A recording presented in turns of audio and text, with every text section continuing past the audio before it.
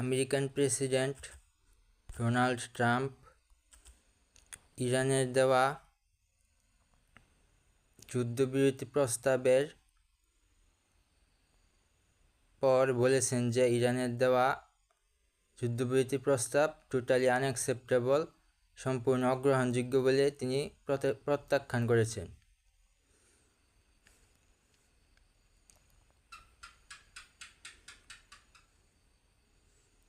যুক্তরাষ্ট্রের দেওয়া 14 দফা শান্তি প্রস্তাবের বিপরীতে ইরান সম্প্রতি পাকিস্তানের মাধ্যমে একটি পাল্টা প্রস্তাব পাঠায়।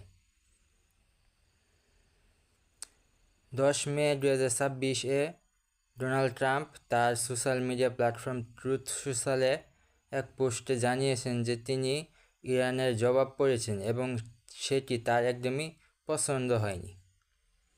তিনি সরাসরি বলেন, আমি ইরানের তথাকথিত প্রতিনিধিদের জবাব পড়েছি এবং আমার অপছন্দ হয়নি, পুরোপুরি অগ্রহণযোগ্য। এরপর আমেরিকান প্রেসিডেন্ট ডোনাল্ড ট্রাম্প কঠোর হুঁশিয়ারি দিয়ে বলেন এবং অভিযোগ করে বলেন, গত 47 বছর ধরে যুক্তরাষ্ট্র সাথে খেলা করে আসছে ইরান, বিশ্বকে হাসির পাত্রে বানাচ্ছে ইরান। তবে তিনি হুঁশিয়ারি দিয়ে বলেন তারা আর হাসতে পারবে না। তিনি আরও ইঙ্গিত দিয়েছেন যে প্রয়োজন হলে ইরান জুড়ে থাকা সামরিক লক্ষ্যবস্তুতে পুনরায় হামলা শুরু করতে পারে। তার মতে যুক্তরাষ্ট্র ইতিমধ্যেই তাদের লক্ষ্যবস্তুর 70% ধ্বংস করেছে, তবে বাকিগুলো চূড়ান্ত স্পর্শ হিসাবে উড়িয়ে দেওয়া সম্ভব।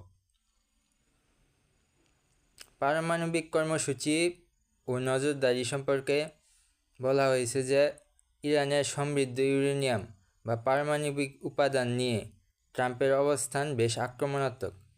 তিনি জানিয়েছেন যে মার্কিন স্পেস ফোর্স অর্থাৎ কৃত্রিম উপগ্রহের মাধ্যমে ইরানের পারমাণবিক কেন্দ্রগুলোর উপর কড়া নজর রাখা হচ্ছে। যদি কেউ সেই উপাদানগুলোর কাছে যাওয়ার চেষ্টা করে তবে সে জায়গাটি সঙ্গে সঙ্গে উড়িয়ে দেওয়ার হুমকি দিয়েছেন মার্কিন প্রেসিডেন্ট ডোনাল্ড ট্রাম্প।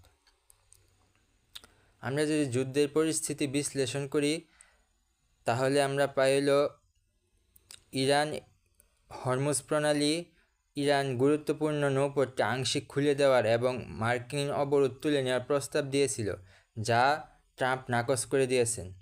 অর্থনীতির প্রভাবের দিক দিয়ে ট্রাম্প কঠোর প্রতিক্রিয়ার পর বিশ্ববাজারে তেলের দাম 3% বেশি বেড়ে প্রতি ব্যারেল $105 পৌঁছেছে। কূটনৈতিক তৎপরতার মধ্যে জানা যাচ্ছে যে ট্রাম্প চীন সফরের কথা রয়েছে। ধারণা করা হচ্ছে তিনি সেখানে চীনা প্রেসিডেন্ট শি জিনপিংয়ের উপর ইরান ইস্যুতে চাপ প্রয়োগ করবেন।